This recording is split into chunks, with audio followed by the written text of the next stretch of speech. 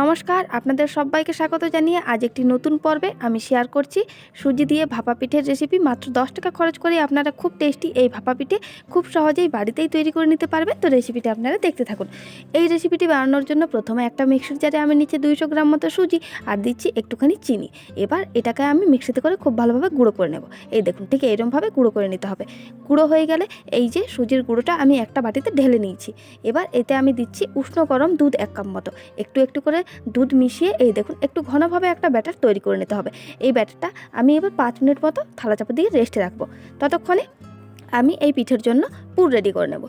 তার জন্য এখানে একটা ফ্রাইং প্যান আমি বসিয়েছি। এবার দিয়েছি তাতে কিছুটা নারকেল কোরানো আর দিয়েছি একটুখানি গুড়।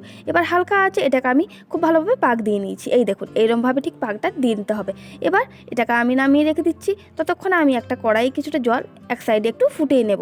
এবার সুজির ব্যাটারটা আমি রেস্টে রেখেছিলাম, সেই ব্যাটারটা এখানে আমার 5 মিনিট রেস্টে রাখা হয়ে গিয়েছে। এবার এতে দিচ্ছি হাফ চামচ মতো বেকিং সোডা আর 1 চামচ মতো বেকিং পাউডার আর একটুখানি দুধ দিয়ে এটাকে খুব ভালোভাবে আবারও মিশিয়ে নিচ্ছে। এই দেখুন ঠিক এইরকমভাবে ঘন করেই এখানে সুজির ব্যাটারটা পিঠের জন্য তৈরি করতে হবে।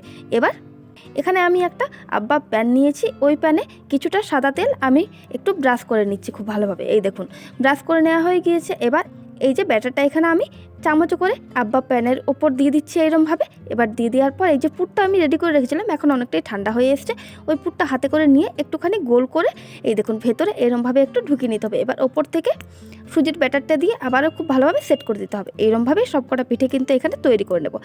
এবার একটা কড়াই খুব ভালোভাবে আমি জল ফুটিয়ে নিয়েছি। এবার এই প্যানটি আমি কড়াইয়ের ওপর দিয়ে একটা থালা চাপা দিয়ে এটাকে 10 মিনিট মতো ভাপিয়ে নেব হালকা আছে। আর এই দেখুন এখানে আমি এই পিঠেটা 10 মিনিট মতো ভাপিয়ে নিয়েছি আর এখন পিঠেটা কত সুন্দর ফুলে উঠেছে আর দেখুন কতটা সুন্দর লাগছে দেখতে। তো এখানে পিঠেগুলো আমার রেডি হয়ে গিয়েছে। দেখুন কতটা সহজভাবে এই সুজির ভাপা পিঠে তৈরি করে নেওয়া যায় বাড়িতে। আর এই পিঠেটা খেতে অসাধারণ হয় বন্ধুরা। তো রেসিপিটা আপনাদের কেমন লাগলো এটা আমি কমেন্ট করে কিন্তু জানাতে ভুলবেন না। আর এই রেসিপিটি যদি আপনাদের ভালো লেগে থাকে তাহলে আমার চ্যানেলটা সাবস্ক্রাইব করে আমার পাশে থাকবেন।